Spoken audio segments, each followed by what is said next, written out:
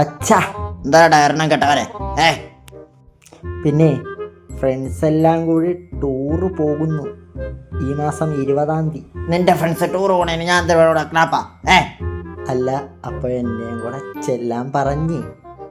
ചെല്ലാൻ പറഞ്ഞെങ്കിൽ പോണം. അത്രയും ദിവസം ഈ വീട്ടിൽ എനിക്ക് സൂറാക്ക് സമാധാനം കിട്ടും.